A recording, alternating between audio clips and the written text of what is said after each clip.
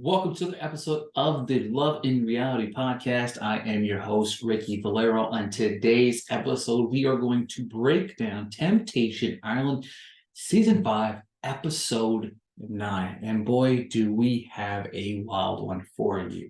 In case you missed it this week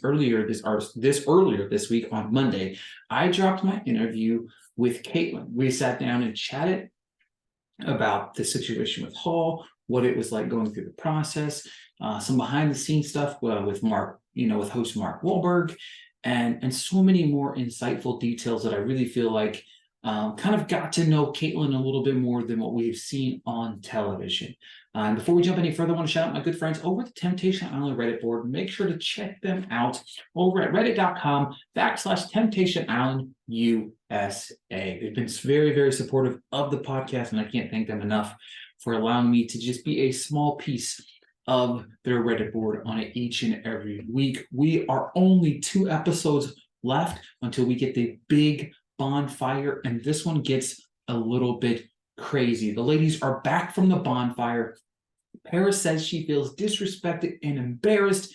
Paris says Great is cheating and cheating and cheating, but she claims she hasn't, quotations, hasn't fucked Tahijik yet. Which, sure, if true, awesome. But they've done some stuff on the show that might have crossed that line. Now, I don't know if these couples said, hey, go have fun, but don't have sex, right? You know what I mean? We don't really know kind of what that dynamic was for each of these couples, what that conversation was like heading into the show, because they knew that they were going to get to know other singles and kind of do all of these other things. However, what kind of falls into place is something that was definitely interesting. But so Great cheated, so has Paris. The guys are coming back into the fold. Paris is freaking out because Tahijik won't talk to her and ask her how she is. But he says to the camera that he never, when she comes back, and I agree with him on this statement, when she comes back, he likes her to kind of relax, de-escalate the situation, because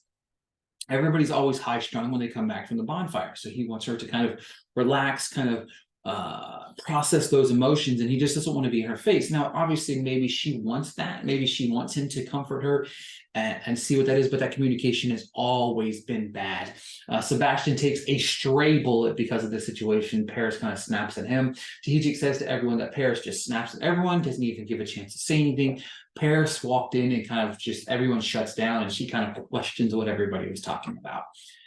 Hall dives headfirst into asked Michaela to be in his final date. Obviously, as we were alerted in the last episode, each of the singles or each of the couples would be able to ask somebody on one final date. Everybody else would go home. Of course, Hall mentioned Michaela.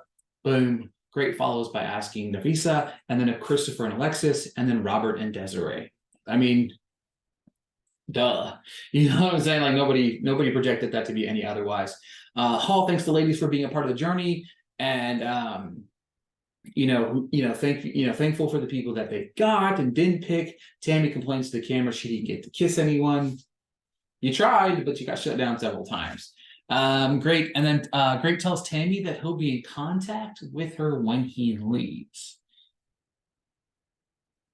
I found this very interesting. You know what I mean? Because he's got this little bubble here with Nafisa and that he's very excited with. But then, of course, you have the Paris situation. And then on top of that, he goes and tells her before she leaves that he is hoping to connect with her when they leave the island. I'm very, very confused. Hi, Abby. Bye, Abby. We didn't connect with you either. Good. Bye. Good riddance. She felt like she's just always trying to start some drama. But over at the girls' villa, Maricela asks Christian. Vanessa asks Bryce. Caitlin drops a bomb saying Christian has done more for her in this house than Hall did in the last year. Wow.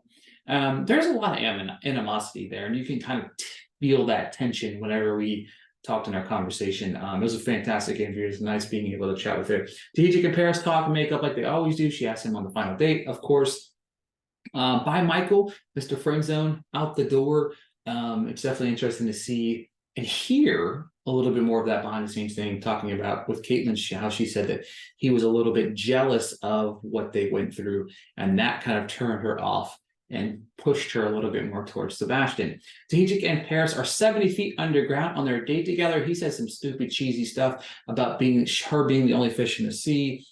Maybe it's cute, very cheesy in that moment. Paris said when she is with him, she only thinks of him. And then Paris says, imagine having sex in here. She does everything that she complains that Grape does over and over and over again. It blows my mind to watch these individuals watch these videos and not think to themselves, damn, I wonder if they're doing that because I did that too. I don't understand. It's very definitely confusing, very different to what the aspects are and stuff like that. But over at the guys' villa, Great and Nafisa are snorkeling together. Great says he was the one that he knew she was the one that he wanted the entire time. Not true. Roberta and Desiree are on a date together when he said he could see something between them, but his heart is still for Vanessa. She asks if she says the right things, will it sway him? He says yes, and he is about to completely. I loved how honest he was here, right? We criticize the individuals on this show that aren't very honest, Paris and Great, but Roberto being honest with Desiree and saying, look, if Vanessa comes to this bonfire and says the right things, I'm going to give her an opportunity to prove to me that she's taken on this experience and changed. You know what I mean? I appreciate his honesty with her. She stands her ground, and Desiree says it's to let her be who she is. These two then kiss. Vanessa and Bryce. Vanessa says she loves the attention from Bryce, and it lacks in the relationship with Roberta. She said Christopher shouldn't be worried yet, but Bryce is bringing the heat. Vanessa said after the bonfire, her heart is saying one thing and her head is saying the other. Bryce tells the camera that she is too good for Roberto and shouldn't leave with him. Sebastian and Caitlin, she's excited about the time alone and crazy to be at the end of this process. It's been wild to watch Caitlin's growth throughout this, because it was at the beginning, it was very much, I feel like she went into this with the more mind frame of, all right, we're gonna go into this, we're gonna work out our shit. Whenever I leave, we're gonna get engaged, or we're gonna get married and move on with our lives. But that whole process has been stalled, and finally, episode 8, we get the big bombshell. Now she's kind of being able to be free, but and have that amazing free spirit. So it's been kind of fun seeing a different side of her, obviously towards the end of the season. So it's definitely interesting to see. He said he wants to get to know her outside the villa. They go to they go to an underground cave, which is an absolutely hell no for this guy. There's no way in hell you catch me going underground in a cave anywhere in the world, because those are terrifying. Sebastian said he plans on pulling out all the stops at dinner to show there is something more. It's definitely interesting because I didn't feel like Sebastian was going to be a person that thought about exploring more with Caitlin outside of here. I thought kind of maybe he was just in it to try to get some action, maybe, but it's definitely interesting to see their date and how he has progressed on this show as well. There's a funny conversation that happens later between the two of them. Hall and Michaela, these two are smitten by each other. They go snorkeling with some rays. Hall said he's never fallen in love so fast. Both say they must have the most amazing time ever, blah, blah, blah, blah, blah. Kind of rooting for him, won't lie. Definitely would be interesting to see somebody that went into this in a relationship and then left in a different relationship and see it last and get married and have babies and all those things. You're always rooting for something like that to come from these shows. You know what I mean? There's a lot of hurt. There's a lot of animosity. There's all these crazy things that happen on the show, but it would be really cool to watch something like that kind of unfold on the show. Vanessa and Brian, these two are eating oysters together when he is kissing on her neck and it's turning her on. Vanessa says she is nervous about the overnight part as she wants to remain her composure, but he makes her weak in the knees. Berta and Desiree, she's slightly upset because she feels like she is second place. He has said he doesn't want to throw his relationship away for 1 month with her. And I can understand about that for something that might be fixable. But he followed by saying that he thinks there's only a 10% chance that he and Vanessa get back together. Which is it, Roberto? Like, do you think if she has the conversation and says the right things, you're jumping head first? I feel like we're at a 50-50 scenario, not a 10-90 scenario. These two head off to the hot tub. Christian and Maricela, she mentioned she's excited to head back into the real world. Christian said he wants to know where they will go from here. She wants to spend time with him and to see where it goes. Christian mentions that he wants her to fly back with him and wants to see her in the real world with each other. Maricela said it scares her to talk about things outside of the island. She said she will see where things go as they head to bed.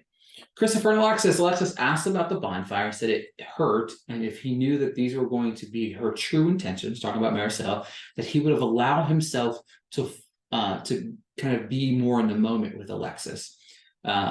Alexis said he is open to them outside, and he hopes that she will see what he does and feel what he does. These two have a weird dynamic. I'm not sure how I feel about these two either.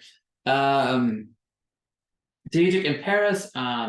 Deidre said she is the one. She said that she has to see Great and what if he wants to get back together, but says she feels more connected to Deidre. Well, there is your answer. Like, this is my thing that's very confusing about Paris and Great. They complain so much and they're like, oh, I don't know. If you can have these strong feelings, not flirtatious feelings, strong feelings that you can sit here and say that she wants to be with somebody, or you want to be with this person, or you can even think about crossing those paths of lines. Like, what is going on? Like, there's your answer. Just dump Great, give Tahiji a try, or find somebody else. I don't know. He mentions liking your dress. She asked if he's going to take it off, and he says, hell yeah. Again, here we are with the double standards pairs. Double standard after double standard after double standard. But I digress. She said she makes her feel like a different person that Great doesn't do. And when we see the two go to the bedroom, the doors close. The episode, honestly, 1000% should have been let's get freaky, because I feel like every couple felt the need to get a little freaky. Nafisa and Great, she's asked him if if this thing's only them two is going to be only an island thing, and he said no, he sees them being something outside of the island. Well, what about Tammy? He says the distance will be a problem, but both said they will make it work. Nafisa says to the camera that the thought in the back of her head is always that he didn't come here by himself, so she is a little concerned. She's going to trust that he'll follow through with what he said as they head off to the bedroom. Caitlin and Sebastian, he said she might believe he is just a fuckboy. He said to her that she might believe that he's just a fuckboy. And she responded and said, I didn't want to say it out loud, but, and this dynamic here was hilarious, because honestly, if you look at Sebastian, the proof is in the pudding. You know what I mean? Like, I'm just sorry, the proof is in the pudding. But that being said, it was just kind of funny to hear her say that, like, hear him say that to her instead of her say it to him. And then not only him say it, her be honest to say, hey, this is how I feel. Like, you kind of do come off as a fuckboy. He said he isn't a fuckboy, it's in the past, and he would like to meet someone and settle down. He's open for a relationship and see where it goes with her. Caitlin said she has a lot to figure out. She cheers to them figuring it out and what it is off of the island. Hall and Michaela. Michaela said she is falling in love with Hall, and she's scared and excited but ready for him to meet her family. And he cries and says, same. Hall said, hearing her say that she was falling in love with him, he said he's feeling wanted and needed, and is the best feeling in the world. He said for the first time in his life, he feels special to someone. Let me pause for a second. Hall's going to get a lot of crap for the actions and stuff that he did on the show, but there is no greater feeling in the world than when you're in a relationship and you feel wanted by your significant other. Like, if you're in a relationship, consistently step up to the plate and make your significant other feel like they're the only one for you. Put them on that pedestal, make them feel wanted all the time, because if you feel that, you will reciprocate it. You know what I'm saying? And it's just, if you're in a relationship, never make your partner feel less than. Put them on a pedestal and never take them off of it. He said he's never going to let her go as they head off to the bedroom. Christopher and Alexis, they sit down to talk about the final bonfire and scared of what Maricela is going to say, but he is happy that he has Alexis. These two head to the bed where they start making out. Bryce and Vanessa, they cheers for a great night and night to themselves. Vanessa tells the camera that it's been great, and Bryce makes things that much harder. Bryce says that to the camera that he's game for whatever she's comfortable with, and if it leads to him on the couch, so be it. Obviously, he says he hopes that it goes better than that, but I respect the hell out of Bryce for giving her the boundaries instead of pushing. Let's go have sex. Let's go do this. Let's go do that. Let's sleep together. Let's do all these things. He understands that Vanessa's doesn't want to cross that line because she feels like that'll be a final nail in the coffin. Roberta does the same thing. I love that whole entire dynamic between these two. It made me so happy. These two continue to flirt, and then they head off to bed. Christopher and Desiree, he said he loves spending time with her and he having his hands all over her. They talk about things in the water together. He says to the camera that at no point did he think of Vanessa, and if any of those discussions happened with her, she would have flipped out. I love that you're finding yourself in this vulnerable position where you're talking about things, and if those full-on conversations aren't, I'm sorry, that was Berto and Desiree, not Christopher and Desiree. Sorry about that, guys. But if those full-on conversations are happening, you have to be able to communicate with each other. If not, then it's going to go to the wayside. Desiree says she plans on pushing away her emotions to enjoy the final moments with him because she doesn't know what's about to go down. Great and Nafisa, they're enjoying breakfast and she wants to leave with him. She makes her case for him. To him saying that because they've been together for 2 years doesn't mean shit. If he ain't happy, it's time for him to move on. Again, I'm not a huge fan of Nafisa and some of her things that she's done, but she's also wrapped up in these feelings for great. And for her to confront the issue and say, look, I understand y'all have been together for 2 years, but like what we got here is special. She's fighting, and you have to appreciate the want and the fight that they're willing to go that extra mile to prove to you that they want to be with you. Great says to the camera, he doesn't know what he'll say, but his happiness has to come first. Roberto and Desiree. Roberto said he didn't give in to temptation because if he slept with Desiree, he knew it would be over for him and Vanessa. Mad respect to my man Roberto. Mad respect for him. Desiree said she has feelings for him, and she wasn't trying because it's scary. She lays it all on the line. He said he really likes her and happy he's gotten to know her. Again, love the people kind of laying it out on the line. I do. Maricela said that they have a special connection with Christian and Maricela. They have a special connection. He gets her. Nobody really does. She asked him what they are doing moving forward. I'll be honest with you guys. I really don't feel like Christian has interest in like being in a long-term relationship with Maricela. I feel like this is very much a island relationship. Caitlin, Sebastian said they had a good night and did some things. She asked how the day went, and he said it felt good and it was more clarity on what it is and it could be. He was happy to hear her say that she liked him. Caitlin said she never believed that she would have feelings. She said she has to go to the bonfire, and he said he'll be there for her after. Love that quite a bit as well. Paul and Michaela, their room has clothes everywhere. He jokes about them. The manta rays wore them out. LOL. Dad joke. Like, Holly and a dad, and he's got jokes. You know what I mean? Like, and then of course he followed by saying it was the best night of his life. Paul said he doesn't know what's going to happen. She said she doesn't feel guilty anymore. She is staying positive, and Michaela doesn't want to get hurt. Hall said if Caitlin wants to still be with her, it'll hurt him. But hello, that ship has sailed, bro, for both of you guys. Definitely interesting to see kind of all of these things play out. Real quick before we go, final predictions for the final bonfire. Caitlin and Hall, we know that's a donezo, right? These two are moving separate ways. Hall and Michaela. It'll be interesting to see where Hall and Michaela are now, if that really transitioned from the bubble of the island to real life or not. Maricel and Christopher, I think that ship has sailed as well. I don't think there's any chance those two get together.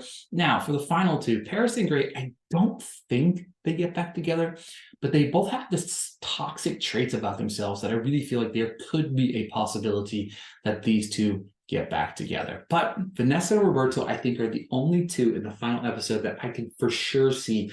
I'm like 70% positive that Vanessa and Roberto get back together. But it's not looking good for any of the other couples, right? You know what I mean? Like, it's not looking great for anybody else. Guys, thank you guys so much for listening. Thank you for joining me on this journey. This is 9 episodes in.